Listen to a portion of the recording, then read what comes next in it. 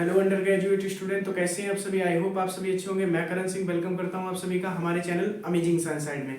तो आज का वीडियो है हमारा आपके लिए बीएससी फर्स्ट सेमेस्टर के लिए, जो कि हमारी बुक का नाम है जिसमें फंडामेंटल्स ऑफ केमिस्ट्री। तो आज का वीडियो आपके लिए मैंने लेकर आया हूँ इंपॉर्टेंट टॉपिक्स जो कि आपको पढ़ने हैं, क्योंकि एग्जाम नजदीक आ चुके हैं। किसी यूनिवर्सिटी में 20 को है, कहीं कोई और एग्जाम है। तो जिसका भी बीएससी फर्स्ट सेमेस्टर का फंडामेंटल्स ऑफ केमिस्ट्री पेपर का एग्जाम हो तो वो ये टॉपिक जरूर पढ़ें। इन्हीं में से आपके मैं गारंटी देता हूं कि इन्हीं में से फंसेगा, ठीक है। आपका इन्हीं में से सिलेक्टेड टॉपिक आपके एग्जाम में आपको देखने मिल जाएंगे। इससे नेक्स्ट वीडियो में मैं आपको क्वेश्चंस बताऊंगा कि कौन कौन से आपको क्वेश्चन करने हैं, ठीक है। अभी जिसके पास ज्यादा समय है वो टॉपिक देख सकता है, ठीक है।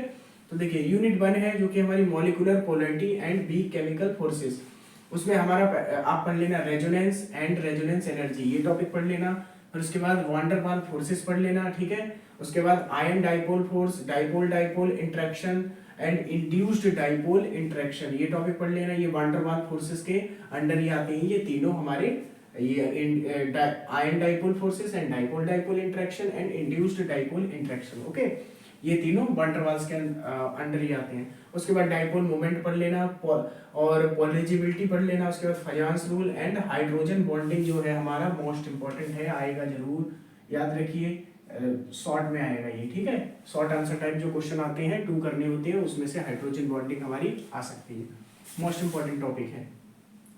उसके बाद unit number 2 simple bonding theories of molecule. ये यूनिट मैंने आपकी पूरी इसमें करा रखी है। जो भी टॉपिक में आपको डाउट हो वो आप ये यूनिट विस्तार से जाके देख सकते हैं, ठीक है। ये मैंने पूरी यूनिट कराई है, ठीक है। कुछ कारणवश मैं आपका सिलेबस कंप्लीट नहीं करा चुका, मतलब करा पाया हूँ। तो मैं आपसे अगली बार जो है आप लोगों से वादा करता हूं कि अगली बार पूरा सिलेबस कराऊंगा, ठीक है।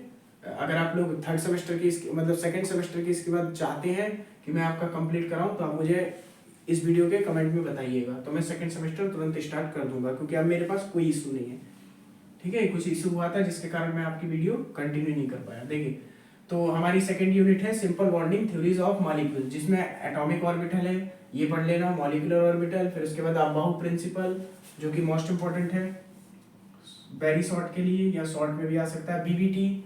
बीबीटी हमारा ये भी इंपॉर्टेंट है, ये किसके लिए, हमारा लॉन्ग आंसर टाइप क्वेश्चन के लिए। फिर हाइब्रिडाइजेशन मोस्ट इंपॉर्टेंट है, जिसमें sp एंड sp3 हाइब्रिडाइजेशन हमारा इंपॉर्टेंट है। उसके बाद वेस्पर थ्योरी है, मॉलिक्यूलर ऑर्बिटल थ्योरी है, इसका आपको पता है ना, balance cell electron pair repulsion theory. और बीबीटी का मतलब बैलेंस बॉन्ड थ्योरी। उसके बाद एमओटी मतलब मॉलिक्यूलर ऑर्बिटल थ्योरी। उसके बाद हमारा energy level diagram, bond order, magnetic character of molecules. जब आप एमओटी पढ़ेंगे तो आपको anti bonding molecular orbital and molecular orbital पढ़ने को मिलेगा। उसी के बेस पे आप एनर्जी लेवल डायग्राम और बॉन्ड ऑर्डर और मैग्नेटिक कैरेक्टर जो है मॉलिक्यूल का डिफाइन कर पाएंगे, ठीक है। ये मैंने अच्छे से पूरा चैप्टर पढ़ाया है, आप जाके देख सकते हैं वीडियो में यदि आपको कोई डाउट हो तो, ठीक है। वैसे तो एग्जाम का टाइम है, सबने पढ़ ही लिया होगा। यूनिट नंबर 3, इसमें आपको ये हमारी यूनिट है पीरियोडिक प्रॉपर्टीज ऑफ एटम, जो कि with reference to s and p blocks के लिए, ठीक है। एस और पी ब्लॉक के लिए है ये जो पीरियोडिक प्रॉपर्टीज है। इसमें आपको इफेक्टिव न्यूक्लियर चार्ज पढ़ना है। फिर उसके बाद सील्डिंग इफेक्ट जो कि बहुत इंपॉर्टेंट है, मोस्ट इंपॉर्टेंट। जहां जहां मैं टिक लगा रहा हूँ ये बहुत इंपॉर्टेंट चीजें हैं, ठीक है। जैसे कि एक इस पे टिक लगा लेते हैं, फिर उसके बाद आप बाहु प्रिंसिपल पर लगा लेते हैं, बीबीटी पे लगा लेते हैं, हाइब्रिडाइजेशन पे लगा लेते हैं, ठीक है। ये बहुत ज़्यादा जरूरी है। उसके बाद एमओटी आती भी है, मतलब इतनी कुछ ज़्यादा जरूरी नहीं है, ठीक है। ये ज़्यादा पूछे जाते हैं। फिर उसके बाद मैंने आपको सील्डिंग इफेक्ट बता दिया, मोस्ट इंपॉर्टेंट है। फिर उसके बाद हमारा क्या है, जिसको स्क्रीनिंग इफेक्ट भी बोलते हैं, ठीक है। नाम चेंज करके दिया जा सकता है, तो आप सील्डिंग इफेक्ट या स्क्रीनिंग इफेक्ट बात वही है। फिर उसके बाद हमारा है स्लेटर रूल। स्लेटर रूल के बाद एटॉमिक एंड आयनिक रेडियाई, ठीक है, इंपॉर्टेंट है। उसके बाद इलेक्ट्रॉन गेन एंथैल्पी, ये भी बहुत ज्यादा इंपॉर्टेंट है, इलेक्ट्रॉन गेन एंथैल्पी, ठीक है, ये भी बहुत ज्यादा इंपॉर्टेंट है। फिर उसके बाद हमारी यूनिट नंबर 4 है, जिसका नाम है हमारा रिकैपिटेशन, ठीक है, रिकैपिटेशन।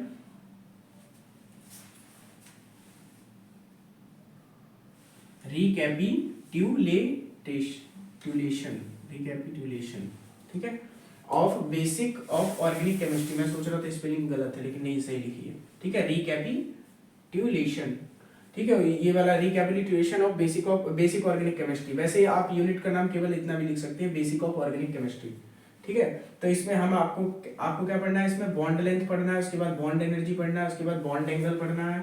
ठीक है, ये सब शॉर्ट में क्वेश्चन आएंगे, वेरी शॉर्ट में क्वेश्चन आएंगे। Localised and delocalised chemical bonding, ये आपका शॉर्ट में आ सकता है। ठीक है, वो वेरी शॉर्ट के लिए, शॉर्ट के लिए। उसके बाद हाइपर कॉन्जुगेशन जो है मोस्ट इंपॉर्टेंट है वेरी शॉर्ट के लिए, वेरी शॉर्ट के लिए मोस्ट इंपॉर्टेंट है।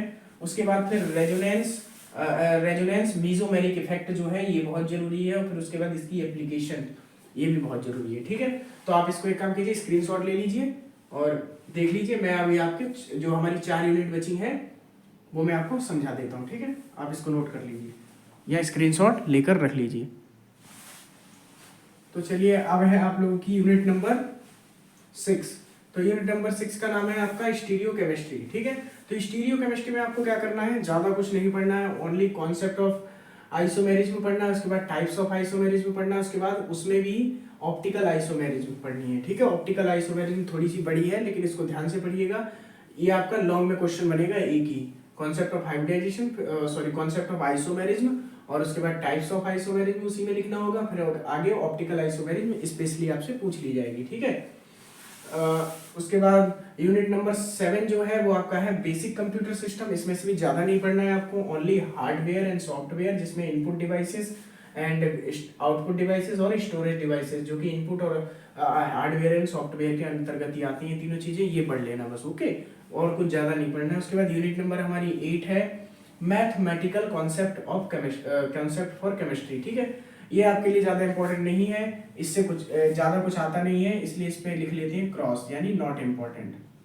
ठीक है, ये आपके एग्जाम के लिए ज्यादा इंपॉर्टेंट नहीं है। वैसे तो पूरा पेपर ही इंपॉर्टेंट होता है, लेकिन अगर आप अभी पढ़ रहे हैं और आपको इंपॉर्टेंट टॉपिक चाहिए तो ये ना पढ़े बिल्कुल भी। ठीक है, इससे ज्यादा नहीं आता, 1-2 नंबर का आता है, तो ज्यादा ध्यान ना दे, बहुत ही कम पूछा जाता है रेयर केस में। ठीक है, जिस बेसिक कंप्यूटर सिस्टम से जितना पूछा जाएगा उतना मैंने बता दिया, स्टीरियो केमिस्ट्री से बेसिक यही पूछा जाएगा।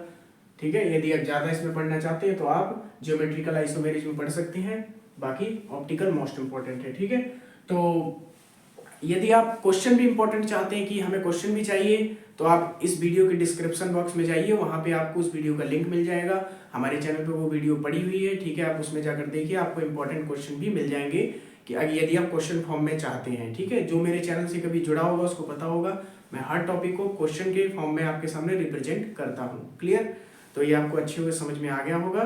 तो चलिए वीडियो को यहीं पे एंड करते हैं। ठीक है, धन्यवाद।